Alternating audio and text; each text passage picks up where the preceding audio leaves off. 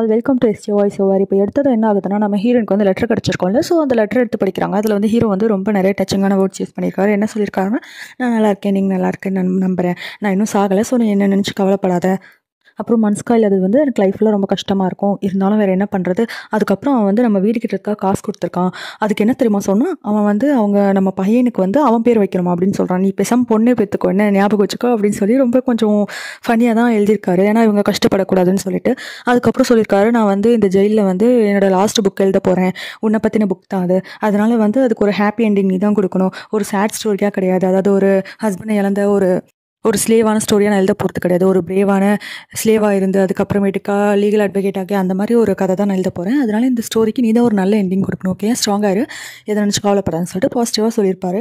இவங்க அதை பார்த்து ரொம்ப அழுறாங்க. அதுக்கப்புறம் அந்த வீட்டில் வந்து சோஹி கூட இன்னொரு ஸ்லேவ் வச்சுருந்தாங்களா. அவங்க ஓடி வந்து பார்க்குறாங்க, என்னாச்சு உனக்கு அந்த நோய் வந்துருச்சு நான் கேள்விப்பட்டேன்னு சொல்லிட்டு. இவங்க பயந்துட்டு ரொம்ப ஃபீல் பண்ணி கேட்குறப்போ அதெல்லாம் ஒன்றும் இல்லைன்னு சொல்லிட்டு அவங்க கையை காட்டுறாங்க. அவங்க கல்லை வச்சு தான் கீறியிருப்பாங்க அவங்க கையில், அவங்களுக்கு எந்த ஒரு நோயும் வந்திருக்காது, ஓகேவா. இப்போ தான் அந்த குவாரண்டைன் பண்ண பிளேஸில் வந்து அந்த இவங்களுடைய உண்மையான ஹஸ்பண்ட் இருக்காங்களா, அந்த மேஜிஸ்ட்ரேட்டோட பையன், அவங்கள பார்த்துருப்பாங்க. பார்த்துட்டு நீங்கள் இங்கே இருக்கீங்களான்னு சொல்லிட்டு பேசுறதுக்காக போவாங்க. அப்போ அந்த டிரான்ஸ்மென்ட் பொண்ணு இருக்காங்கல்ல, அவங்க குறுக்க வந்து நின்று பேச விட மாட்டாங்க. நான் அவர்கிட்ட பேசி ஆகணும் விடு அப்படின்னு சொல்கிறப்போ வந்து இல்லை, அவரால் பேசவே முடியாது அப்படின்னு இவங்க சொல்கிறாங்க. அப்புறம் அந்த டிரான்ஸ்ஃபர்மன் தான் நடந்தது எல்லாத்தையும் சொல்கிறாங்க. இந்த மாதிரி வந்து நாங்கள் தப்பிச்சு போனதுக்கப்புறம் எங்கள் இயக்கம் வந்து இன்னும் ஓடிட்டு தான் இருந்துச்சு.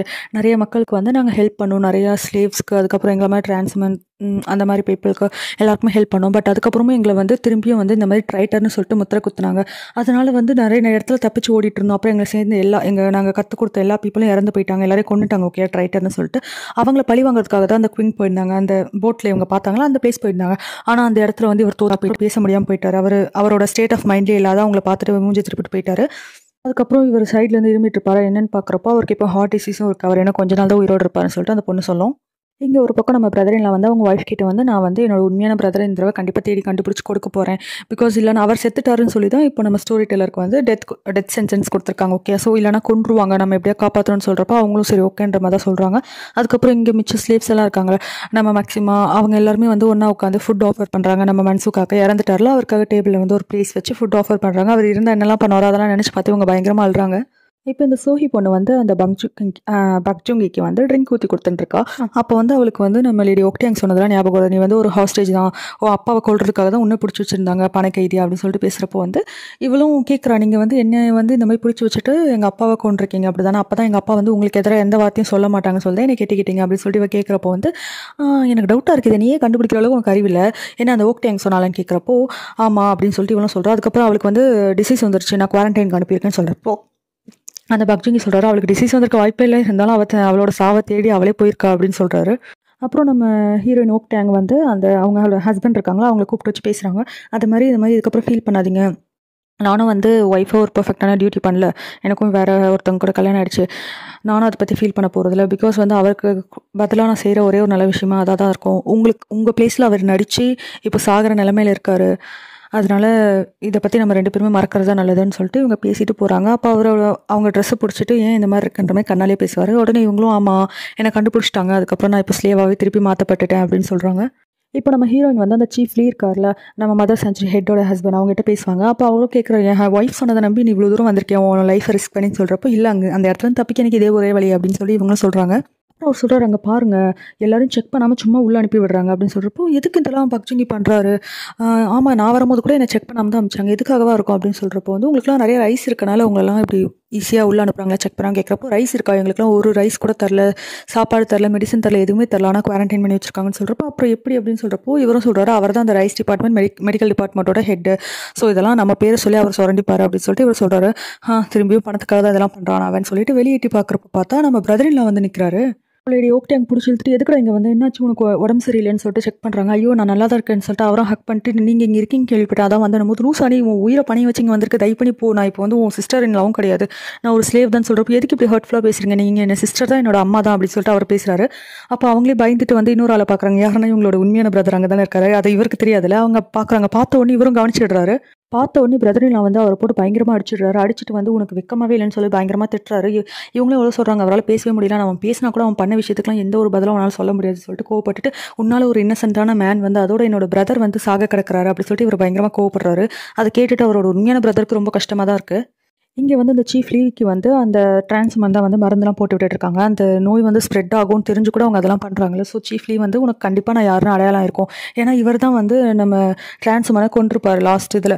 கொல்ல ட்ரை பண்ணி இவங்க எப்படி உயிர் பொழைச்சு வந்திருப்பாங்க. ஸோ அவங்க எதுவுமே பேசாமல் இருப்பாங்களா. அதுக்கப்புறம் இவர் முட்டி போட்டு சாரி கேட்பாரு. நான் இவ்வளவும் பண்ணின்னு எனக்கு இது பண்ணுறேன், நான் மன்னிப்புக்காக கேட்க வரல, இருந்தாலும் நான் ரொம்ப கில்ட்டாக ஃபீல் பண்ணுறேன்னு சொல்லிட்டு முட்டி போட்டு சாரி கேட்பாரு. அவங்க எதுவுமே பேசாமல் மருந்து போட்டு விட்டே இருப்பாங்க.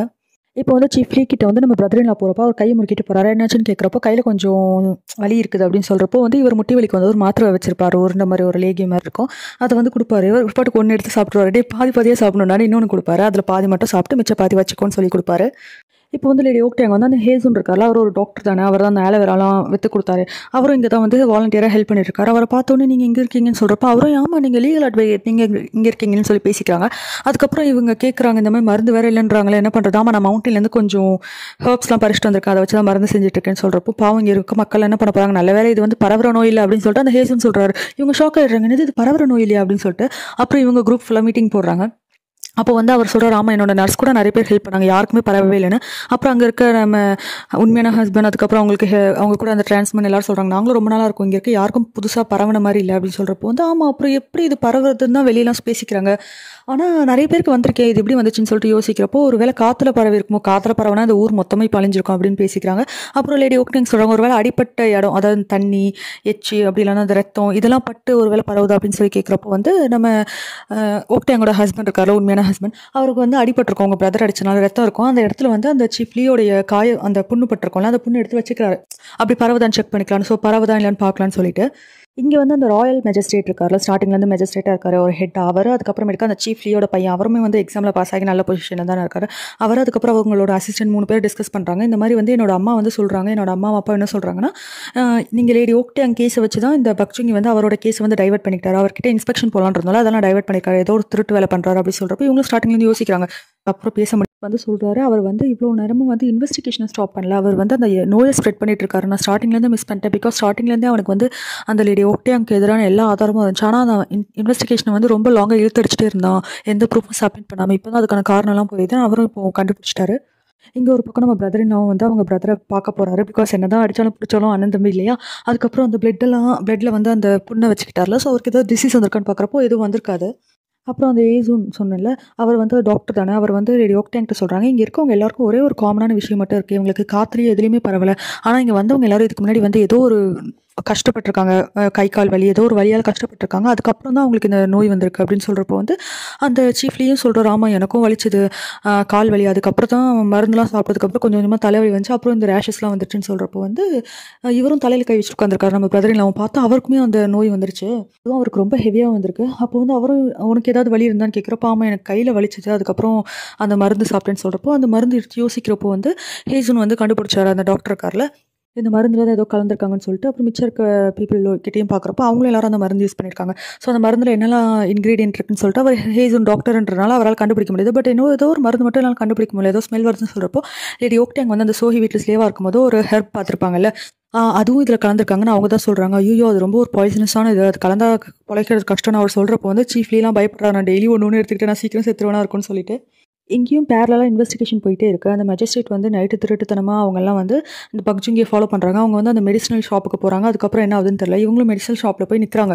அப்போ வந்து இதை வந்து பக்ஜுங்கி வச்சு ஆள் பார்த்துடுறாரு, இவங்களாம் இன்வெஸ்டிகேஷன் பண்ணிட்டு இருக்காங்கன்னு சொல்லிட்டு பக்ஜுங்கிட்ட சொல்கிறப்போ வந்து அந்த மருந்தை வந்து திருப்பி வந்து அந்த மெடிக்கல் ஷாப்பில் கொடுக்காம ஸ்டாப் பண்ணி வச்சுக்கிறாங்க.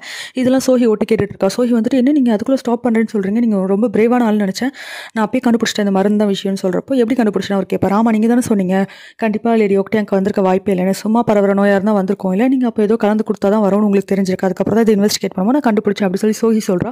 நீங்கள் இதுக்குள்ளே ஸ்டாப் பண்ணாதீங்க அப்படின்னு சொல்கிறப்போ என்ன மாட்டிக்க சொல்கிறேன்னு அவர் கேட்குறாரு. இல்லை எனக்கு ஒரு நல்ல ஐடியா இருக்குன்னு சொல்கிறப்போ வந்து அவர் அப்படியே முறைப்பாரா. உடனே சோஹி சொல்கிறா, இன்னொரு கை அடிக்கிற வெள்ளம் வச்சுக்காதீங்க, அடிச்சிங்கன்னா தூங்கும்போது உங்களுக்கு கொண்டுருவேன் அப்படின்னு மிரட்டுறா. இப்போ அந்த சோஹி என்ன ஐடியா கொடுக்குறான்னா, கான்குபைன் வந்து ரோட்டில் நடந்து போயிட்டு இருந்தால் யாரும் கண்டு கூட மாட்டாங்க, நான் வந்து இந்த இந்த மெடிசனை வந்து ஊரில் இருக்க எல்லாருக்கும் கான்குபைன் மாதிரி வாக் போயிட்டு ஏதாவது கொடுத்து ஹெல்ப் பண்ணுற மாதிரி பண்ணிடுறேன், எல்லாருக்கும் பரவிடும், நான் வந்து திருட்டுத்தனமாக பண்ணுறேன், உங்களுக்கு என்ன ப்ராப்ளம் வராது, ஆனால் இதெல்லாம் பண்ணுறதுக்காக நீங்கள் எனக்கு என்ன பண்ணணும், என்ன லீகல் ஒய்ஃபாக மாற்றிக்கிறேன், என்னால் கான்குபைனாக இருக்க முடியாது, அதோட அவளுக்கு குழந்தை வேறு இருக்கு போல இப்போ வயிற்றுல. ஸோ என் குழந்தை வந்து ஒரு கான்குபைனோட குழந்தையே வரக்கூடாது, நான் உங்களுக்கு லீகல் ஒய்ஃப் ஆனதை இதெல்லாம் பண்ணுவேன்னு சொல்கிறான். இப்போ ஹேஸுனும் லேடி ஓக்டியாங்க வந்து அந்த மாற்று மருந்தும் கண்டுபிடிச்சிட்டாங்க. பட் அதெல்லாம் வந்து வெளியே இருந்தால் வாங்கிட்டு வர முடியும். வெளியே ஆனால் இங்கே குவாரண்டைன் பண்ணி யாருமே விட மாட்டேன்றாங்க. எப்படி போகிறதுனே தெரியல. அப்போ லேடி ஓக்டியாங்க வந்து நான் போய் மேஜிஸ்ட்ரேட் இன்ஃபார்ம் பண்ணுறேன்னு சொல்லிட்டு போகலான்னு பார்க்குறப்போ இங்கே இருக்கவங்க யாருமே வெளியே விட மாட்டாங்களோ. ஸோ இங்கேருந்து வெளியே தப்பிக்கிறது ரொம்ப கஷ்டம் போல. ஆனால் இங்கே வேறு குழந்தை வேறு இருக்குது, நீங்கள் இந்த ரிஸ்க் எடுக்காதீங்க நிறைய பேர் சொல்லிட்டு இருக்காங்க. அதுக்கப்புறம் அங்கேருந்து யார் போகலான்னு சொல்லி கன்ஃபியூஸ்டாக இருக்கும்போது வந்து அந்த உண்மையான ஹஸ்பண்ட் இருக்கார்ல, அவர் போகிறேன்னு போகிறாரு. அப்போ வந்து அந்த டிரான்ஸ்மோனா அவங்க கூட போகிறேன்னு போகிறாங்க. அப்போ லேடி ஓக்டாங்க நான் வரேன்னு சொல்கிறப்ப இல்லை வேணாம் நீங்கள் ரிஸ்க் எடுக்காதீங்க, நாங்கள் பார்த்துக்குறோம், எங்களுக்கும் பக்ஜுங்கி ரிவெஞ்ச் எடுக்கிறோம், எங்கள் மொத்த அசோசியேஷனும் அழிஞ்சதுக்கும் அவர் தான் காரணம், இந்த அவங்க ஹஸ்பண்ட் இருக்கார்ல அவர் இந்த நிலைமைக்கானதும் அவர் தான் போகிறாங்க. அதுக்கப்புறம் நீங்கள் கண்டிப்பாக ரிட்டர்ன் வந்துடணும்னு சொல்லிட்டு நம்ம லேடி ஓக்டியாங்க சொல்கிறாங்க. இங்கே பார்த்தா அந்த குவாரண்டைன் பண்ண இடம் முழுக்க எரிக்க போகிறாங்க இந்த மக்கள் எல்லாரும் சேர்த்து. பிகாஸ் இது காற்றுல பரவுதுன்னு சொல்லிட்டு கிங் வந்து இது எரிக்க ஆர்டர் போட்டாங்களா. இதுக்கு மொத்த காரணம் வந்து அந்த பக்ஜுங்கி தான். பிகாஸ் இவரோட விஷயம் வெளியே வந்துடக்கூடாதுல. ஸோ ஆதாரம் எல்லாம் அழிக்கணும்னு சொல்லிட்டு இங்கே இருக்கவங்க எல்லாரும் கொல்ல போகிறாரு. அப்போ இவங்க எல்லாம் கத்தும் போது இது காற்றுல பரவாது கத்திட்டு இருக்காங்க. அப்போ பக்ஜுங்கி வராரு, ஏன்ட்ட சொல்லுங்கன்னு சொல்கிறப்போ வந்து லேடி ஓக்டாங்க கத்துறாங்க, உனக்கு வெக்கமாவே இல்லை, எனக்கு திருந்து போகிறேன்னு சொல்கிறப்போ போட்டு அடிச்சிடுறாரு. அப்புறம் இவங்க திட்ட நீ என்ன வேணாலும் திட்டிக்கோ, நாளைக்கு காலைல நீ வந்து ஆஷஸாக போகிற, சாவ தான் போகிற, இப்போ எவ்வளோ புலம்பிக்கோன்னு சொல்லிட்டு அவர் படு கிளம்பிடுறாரு. இங்கே பார்த்தா அந்த மேஜிஸ்ட்ரேட் எல்லாரும் கன்ஃபியூஸாக இருக்காங்க. அந்த மெடிக்கல் காரண்ட்டை விசாரிக்கிறப்போ இந்த பில் தான் கிடச்சிது, ஏதோ அன்னோன் பர்சன் வந்து கொடுத்தான்னு சொல்கிறாங்க. அந்த பில் என்ன கலந்துருக்குன்னு எடுக்க நமக்கு டைம் ஆகும். ஆனால் அதுக்குள்ளே வந்து அந்த குவாரண்டைன் பிளேஸ் ஃபுல்லாக எரிக்க போகிறாங்கன்னு சொல்லிட்டு டிஸ்கஸ் பண்ணிட்டு இருக்காங்க. அப்போ ஏதோ ஒரு ஷேடோ வருது, வெளியே யாரோ வராங்க. ஐயோ அந்த ட்ரைட்டராக இருப்பான் போல, யாரோ இவங்களை கொள்ள தான் வராங்கன்னு சொல்லிட்டு இவங்களும் ப்ரிப்பேர் ஆகிட்டு இருக்காங்க. இந்த பக்கம் பேரலாக பார்த்தா என்னன்னா இவங்க எல்லாரும் எரிக்கிறதுக்கு முன்னாடி வந்து அந்த பக்ஜுங்கி வந்து இவங்களையும் பிடிச்சிருப்பாங்க. வெளியே நியூஸ் சொல்ல போனாங்கல்ல, அவங்களையும் பிடிச்சிருப்பாங்க. அந்த டிரான்ஸ்மென்ட்லாம் பிடிச்சி அடிச்சு போட்டிருப்பாங்களா. அவங்கள வந்து பார்த்துட்டு லேடி ஓக்டியாங்க சரி நான் வேணா எப்படியா ட்ரை பண்ணி வெளியே போயிட்டு மேஜிஸ்ட்ரேட் நியூஸ் சொல்லுவான்னு கேட்குறப்போ இல்லை நான் டைவர்ட் பண்ணுறதுக்காக நான் மாட்டிக்கிட்டேன், ஆனால் வந்து அவர் டெஸ்டினேஷன் அடைஞ்சிட்டாருன்னு சொல்கிறாரு. பார்த்தா இங்கே வந்து அந்த மேஜிஸ்ட்ரேட் கிட்ட போனது வந்து நம்ம ஹீரோ தான். அவர் வந்து பேச முடியாது, ஆனால் இப்போ வாய் திறந்து பேசுவார். இந்த மாதிரி நான் தான் வந்து மேஜிஸ்ட்ரேட்டோட பையன், இதுக்கெலாம் காரணம் வந்து அந்த பில் தான், அதில் இருந்தால் பரவுதுன்னு சொல்லிட்டு சொல்கிறாரு. இந்த உண்மைலாம் தெரிஞ்சனால இப்போ அந்த ஊரை வந்து குவாரண்டைன் பண்ண ஊரை எரிக்காமல் வந்து அங்கே இருக்க மக்கள்லாம் காப்பாற்றி கூட்டு போகிறாங்க. அந்த சீஃப்லியோட பையன் அப்புறம் இருக்க அந்த மேஜிஸ்ட்ரேட்டோட அசிஸ்டன்ஸ்லாம் வந்து காப்பாற்றி கூட்டு போகிறாங்க. ஆனால் நம்ம ஹீரோ இன்னும் காணும். இங்கே இந்த விஷயம் எதுவும் தெரியாமல் அந்த சோஹி பொண்ணு வந்து அந்த பாக்ஸில் இருக்க மெடிசன்லாம் எடுத்துட்டு ஊர் பக்கம் போகலான்னு சொல்லிட்டு கிளம்பும்போது வந்து அந்த ஸ்லேவை பார்த்துட்டு நான் டீ பார்ட்டிக்கு போகிறேன்னு சொல்லிட்டு சரி உனக்கு வேறு கால் வலிக்க சொன்னாலே இந்த பில் எடுத்துக்கு ரொம்ப நல்லது சாப்பிடுன்னு கொடுக்குறாங்க. 2 ஸ்லேவுக்கும் அவங்க 2 பேரும் தயக்கப்பட்டுக்கிறாங்க, இவன் நல்லதே பண்ண மாட்டாலே எது கொடுக்குறான்னு தெரியலன்னு சொல்லிட்டு வாயில் போட சொல்கிறப்போ வந்து அந்த மேஜிஸ்ட்ரேட்டோட அசிஸ்டன்ட்லாம் வந்து இங்கே இவங்களை அரெஸ்ட் பண்ணுறது போகிறதுக்காக வந்துட்டாங்க. அப்புறம் அந்த மேஜிஸ்ட்ரேட்டே வந்து அது பக்ஜுங்கியும் அதுக்கப்புறம் அவங்க ஒய்ஃப் இருக்காங்களா கான்குபைனா இருக்காங்களா அவங்கள அரெஸ்ட் பண்ணி கூட்டு போயிடுறாங்க. பார்த்தா நம்மளுடைய ஸ்டோரி டெல்லர் இருக்கார்ல ஜெயிலில் இருந்தார், அவர் வந்து இறந்துட்டாரு. பிகாஸ் அவரால் வந்து அந்த ஜெயிலில் கொடுத்த தண்டனைகள் தாங்க முடியாமல் இறந்துட்டாரு. அதுக்கப்புறம் லேடி ஓக்டியாங்க வந்து கோர்ட் முன்னாடி நிறுத்தப்படுறாங்க. அங்கே குவாரண்டைன் பண்ண இடத்துல ஒர்க் பார்த்தவங்க அந்த குவாரண்டைன் பிளேஸில் இருந்தவங்க எல்லாரும் நிற்கிறாங்க. அப்போ வந்து அந்த மேஜிஸ்ட்ரேட் சொல்கிறாரு எல்லாரும் அவங்கவுங்க பிளேஸ்க்கு திரும்பி போகலாம், யார் ஸ்லேவாக இருந்தீங்களோ ஸ்லேவாக இருக்கலாம், யார் எந்த ஊரில் இருந்தீங்களோ அந்த ஊருக்கு போய்க்கலாம், ஆனால் அவங்கவுங்க பிளேஸில் தான் இருக்கணும் அப்படின்னு சொல்லி இன்ஃபார்ம் பண்ணுறாரு. அப்போ நம்மளுடைய லேடி ஓக்டியாங்க வந்து நான் வந்து கடைசியாக ஒரே ஒரு தடவை குதோக்கியாக வந்து வாதாட ஆசைப்படுறேன்னு சொல்லி டிஃபெண்ட் பண்ணுறாங்க.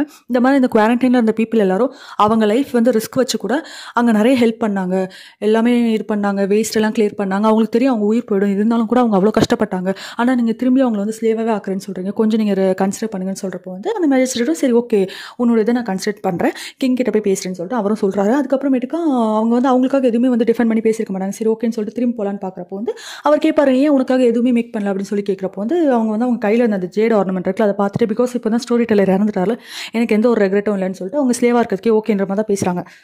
அப்போ அந்த மேஜிஸ்ட்ரேட் வந்து ஆனால் கிங் கிட்ட இருந்து உனக்காக ஒரு ஆர்டர் வந்திருக்குன்னு சொல்லிட்டு அதை எடுத்து படிக்கிறாரு. என்ன நடந்திருக்குன்னா இந்த ஊரில் இருந்த எல்லா மென்னும் ஒவ்வொருத்தருமே வந்து அதுக்கப்புறமேட்டுக்கு அங்கே இருந்த ஸ்லேவ்ஸ் இருந்தாங்கல்ல நம்ம லேடி ஓக்டாங் வீட்டில் அங்கே இருந்த மென் எல்லா மென்னுமே வந்து அந்த கிங்கை பார்க்கறதுக்காகவே நேராக கிளம்பி போயிருக்காங்க. அதாவது மொத்த ஊருமே கிளம்பி போயிருக்காங்க. கிளம்பி போய் வந்து கிங்கெல்லாம் டக்குன்னுலாம் பார்க்க முடியாது அவங்க ஊரில் ஓகேவா.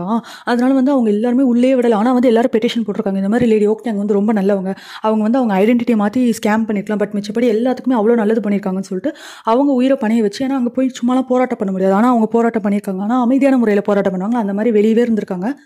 ஒவ்வொருத்தரும் கைப்பட வந்து அந்த பெட்டிஷன் எழுதி போட்டிருக்காங்க. அவ்வளோ பெட்டிஷன் வந்திருக்கு நம்ம லேடி ஓக்டாங் வந்து விடுவிக்க சொல்லி, அதாவது அவங்க வந்து ஸ்லேவாக வேணாம் அவங்க ரொம்ப நல்லவங்கன்னு சொல்லிட்டு இதெல்லாம் பார்த்துட்டு அவங்க ரெக்வஸ்ட் வந்து பார்த்து கூட தண்டனைலாம் கொடுத்துருக்காங்க. அந்த ஸ்லேவ்ஸ் இருக்காங்கல்ல நம்ம மக்சிமாவோட ஹஸ்பண்ட் இருக்கார்ல அந்த ஸ்லேவாக இருந்தார், அவருக்கெல்லாம் பயங்கரமாக அடிலாம் விழுந்திருக்காங்க. ஆனாலுமே வந்து அவங்களுடைய இதில் ஸ்ட்ராங்காக இருந்திருக்காங்க. அதை பார்த்துட்டு வந்து நம்மளுடைய கிங்கே வந்து ஆர்டர் போட்டிருக்காரு என்னென்னா நம்மளுடைய லேடி ஓக்டாங் இருக்காங்களா அவங்க இனிமேல் ஸ்லேவ் கிடையாது, ஒரு காமனர். அவங்க ஊரில் என்னென்னா ஸ்லேவ் காமனர் அதுக்கப்புறமேட்டுக்காக தான் வந்து இந்த ஹையர் அஃபிஷியல் பீப்புளாக இருக்காங்களா அவங்களாம் இருக்காங்க. இதுக்கு முன்னாடி வந்து ஓக்டாங் வந்து லேடியாக இருந்தாங்க கரெக்டாக, அதுக்கு முன்னாடி வந்து ஸ்லேவாக இருந்தாங்க. இப்போ என்னன்னா வந்து மேஜிஸ்ட்ரேட் என்ன ஆர்டர் போட்டிருக்காங்கன்னா ஒரு காமனராக இருக்கலாம்னு சொல்லிட்டு ஆர்டர் போட்டிருக்காங்க. காமனான மக்கள் மாதிரி வாழலாம் ஊரில் அப்படி சொல்லிட்டு ஆர்டர் போட்டாங்க. அப்புறம் இந்த பக்ஜிங்குக்கு வந்து பயங்கரமான தண்டனை அப்படியே கம்பிலாம் காய்ச்சி நெஞ்சில் வைக்கிறாங்க. அவர் சாவதான் போகிறார் ஓகேவா. அதுக்கப்புறமேட்டுக்கா அந்த சோஹி லேடி இருக்கால அவளை வந்து இப்போ ஸ்லேவாக மாற்றிட்டாங்க. ஒரு பெரிய அஃபிஷியல் லேடிக்கு வந்து இப்போ அவள் ஸ்லேவாக இருக்கா, அவள் என்னெல்லாம் டார்ச்சர் பண்ணாரோ அந்த டார்ச்சர்லாம் இப்போ அவளுக்கு நடக்குது.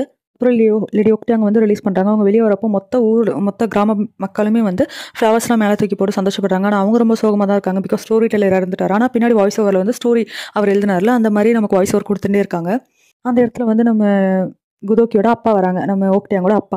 அவர் வந்து சந்தோஷமாக வராரு. ஐயோ என் தங்கம் எவ்வளோ விஷயத்தை நீங்கள் கோத்ரூ பண்ணுறேன்னு சொல்லிட்டு ஹக் பண்ணி அழுறாரு. அப்போ வந்து நம்ம லேடி ஓக்டாங் மனசுக்குள்ளே நினச்சிக்கிறாங்க, உங்களோட நாவலுக்கு ஒரு நல்ல எண்டிங் கொடுத்தனா ஹஸ்பண்ட் சொல்லிட்டு மனசுக்குள்ள நினச்சிக்கிறாங்க. பிகாஸ் அவர் இறந்துட்டாரோ அந்த மாதிரி நினைக்கிறாங்க. அவர்கிட்ட இருந்து வாய்ஸ் ஓவர் கேட்குது இந்த மாதிரி, ஆமாம் இது ஒரு பர்ஃபெக்டான எண்டிங் அப்படி சொல்லிட்டு. இப்போ என்னன்னா மிச்ச ஊர் மக்கள் மதர் சென்ச்சு எல்லாருமே ஹாப்பியாக இருக்காங்க. அந்த ஆலோவேரா வந்து நல்லா க்ரோ ஆகிட்டு இருக்கு. நிறைய ப்ராஃபிட் அவங்களுக்கு அதில் வந்து கிடச்சிட்ருக்கு.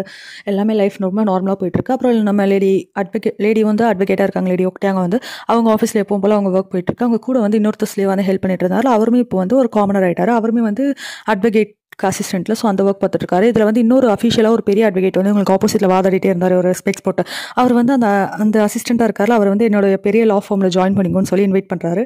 இப்போ நம்ம மேக்ஸிமமாக அவங்க கூட இருப்பார்ல ஒரு மென்னும் அவங்க ஹஸ்பண்டில். இப்போ அவருமே வந்து ஒரு குட்டி குழந்தை பார்த்துக்கிறாங்க. அந்த குழந்தை பேர் வந்து பேக்கின்னு வச்சிருக்காங்க. யாரோட குழந்தை தெரியுமா இது? நம்மளோட மிரையாங்க அப்புறம் பிரதரின்லாவோடைய பொன் குழந்தை ரொம்ப அழகாக இருக்கா. அவங்களை இவங்க தான் பார்த்துக்கிறாங்க. அப்போ அவங்களும் சொல்கிறாங்க, மிரையாங்க என் கூட இருக்கிறத விட உங்கள் கூட இருந்தால் தான் ரொம்ப சந்தோஷமாக இருக்கா, என்கிட்ட இருந்து அழுதுகிட்டே இருக்கா அப்படி சொல்லிட்டு பேசிக்கிறாங்க. இப்போ அந்த கடலோரத்தில் வந்து ஒரு குட்டி பையன் விளையாடுறது காட்டுறாங்க. மீன் பிடிச்சி அவன் வந்து அவங்க தாத்தா கூட விளையாடிட்டு இருக்கான். அவங்க தாத்தா யாரோ இல்லை, நம்ம லேடி ஓக்டாங்கோட அப்பா அவங்க கூட தான் விளையாடிட்டு இருக்கான். அந்த இடத்துக்கு நம்ம மிரையாங்க பிரதர்லாம் எல்லாருமே வந்து அந்த பேக்கி, அந்த குட்டி குழந்தை பேக்கியாக இருக்கால அவளை கூப்பிட்டு வந்துட்டு இருக்காங்க. ஸோ இவங்கலாம் ஃபேமிலி சந்தோஷமாக இருக்காங்க. நம்ம லேடி ஓக்டாங்கோட பையன் பேர் என்ன தெரியுமா? மன்சுக்கா தான் வச்சிருக்காங்க. மன்சுக்கா தான் கூப்பிடுறாங்க க்யூட்டா. இப்போ நம்ம பிரதர்லாம் வந்து பிரதர் வெளியே வாங்கன்னு கூப்பிட்றாங்க. பார்த்தா வந்து நம்ம ஹீரோ வெளியே வராரு. அப்புறமேட்டுக்கா வந்து நம்ம லேடி ஓக்டாங்க வந்து உன்னோட புக்கை நீ முடிச்சிட்டியான்னு கேட்குறாங்க. முடிச்சிட்டேன், நல்ல எண்டிங் கொடுத்துருக்கேன் அப்படின்னு அவர் சொல்கிறாரு. பார்த்தா இது வந்து நம்ம ஸ்டோரி டெல்லர் தான். பிகாஸ் புக் முடிச்சிட்டிங்களான்னு கேட்குறாங்கல்ல. அப்போ அவர் நினச்சி பார்க்குறாரு. பார்த்தா இவர் ஜெயிலில் இருக்கும்போது வந்து அந்த உண்மையான ஹஸ்பண்ட் இருக்காரு, நம்ம லேடி ஓக்டாங்கோட உண்மையான ஹஸ்பண்ட். அவர் வந்துட்டு வந்து இந்த என் ட்ரெஸ்ஸை மாற்றிட்டு நீ வெளியே போன்னு சொல்லிட்டு சொல்கிறாரு. அவர் பேச முடியாது. ஆனால் இப்போ எப்படி பேசுகிறாரு எனக்கு ஒன்றும் புரியல. அப்படிதான் ஸ்டார்டிங் சொல்லியிருந்தாங்க. கொஞ்சம் கஷ்டப்பட்டு பேசுகிறாரு. அவருக்கு ஹார்ட்டில் கை வச்சுட்டு இவ்வளோ தூரம் தப்பிச்சு வந்திருக்காரு. அவருக்கு வேறு ஹார்ட் டிசீஸ் இருக்குது. இவ்வளோ ப்ராப்ளம் நடுவில் பேசுகிறாரு. இந்த மாதிரி நான் என் ஒய்ஃப்க்கு நல்ல ஹஸ்பண்டாக இருந்ததில்ல, நீ ஏதோ ஒரு நல்ல பர்சனாக இருந்திருக்க, நீ அவகிட்ட போனால் நிறைய டைம் திரும்பி வந்தேன், ஆனால் நீங்கள் 2 பேரும் ஹாப்பியாக இருந்தீங்க, அதை பார்த்துட்டு எனக்கு இடம் இல்லைங்கன்னு சொல்லிட்டு நான் வரவே இல்லைன்னு சொல்லிட்டு பாஸ்டாலாம் நினச்சி பார்க்குறாரு. அதுக்கப்புறம் நான் எப்படி சாக தான் போகிறேன், நீ போயிடுன்னு சொல்கிறப்ப இவர் ஒத்துக்கவே மாட்டார். பார்த்தா பேசியிருக்கும் போது அவர் செத்து போயிடுவார். அதுக்கப்புறம் தான் வந்து நம்ம ஸ்டோரி டெல்லர் ஹீரோவாக இருக்காரு. அவர் வந்து அவரோட ட்ரெஸ்ஸை மாற்றிட்டு போயிட்டு வந்து அந்த மெஜிஸ்ட்ரேட்டை உண்மையெல்லாம் சொல்லியிருப்பார் போல இருக்கு. இப்போ வந்து அந்த புக்கை அவன் கம்ப்ளீட் பண்ணிட்டாரா, ஹீரோயின்ட்ட கொடுக்குறாங்க. அப்போ லேடி ஓக்டாங் வந்து 3 வருஷம் ஆயிருக்கு இந்த புக் நீ கம்ப்ளீட் பண்ணுறதுக்கு அப்படின்னு சொல்லிட்டு. அது கொஞ்சம் கஷ்டமாச்சு புக் எழுதுறதுக்கு அப்படின்னும் போது, நீ சரியான சோம்பேறி தெரியுமா அதான்னு சொல்லிட்டு 2 பேரும் மாறி டீஸ் பண்ணிக்கிறாங்க. நான் எவ்வளோ வேலை பார்க்குறேன் தெரியுமா, பையனை நான் தான் பார்த்துக்கிறேன், நீ ஆஃபீஸ் போயிடுறல அப்படின்னு சொல்லிட்டு. ஆக்சுவலி வீட்டிலேருந்து பையனை இவர் தான் பார்த்துக்கிட்டார் போல. அப்புறம் லேடி ஓக்டாங்கும் தேங்க்ஸ் சொல்கிறாங்க. உன்னால் தான் என் ஆசைலாம் நிறைவேறிச்சு, உன்னால் மட்டும் இல்லை நிறைய பேர் நமக்காக சாக்ரிஃபைஸ் பண்ணியிருக்காங்க. கடைசியில் நான் ஆசைப்பட்ட மாதிரி கடலோரத்தில் எங்கள் அப்பா கூட உன் கூட எல்லாம் ஒரு குடும்பமாக ஒரு வீடு வச்சு வாழ்கிறேன், சந்தோஷமாக இருக்குன்னு சொல்லிட்டு அவங்களும் சொல்கிறாங்க. அதுக்கப்புறம் எல்லாரும் ஃபேமிலியாக ஒன்றா ஹாப்பியாக இருக்காங்க. இதோட இந்த இந்த சீரீஸே முடியுது. உங்களுக்குலாம் பிடிச்சிருந்தா லைக் பண்ணிக்கோங்க, ஷேர் பண்ணிக்கோங்க, சப்ஸ்கிரைப் பண்ணிக்கோங்க. தேங்க்யூ, டாடா.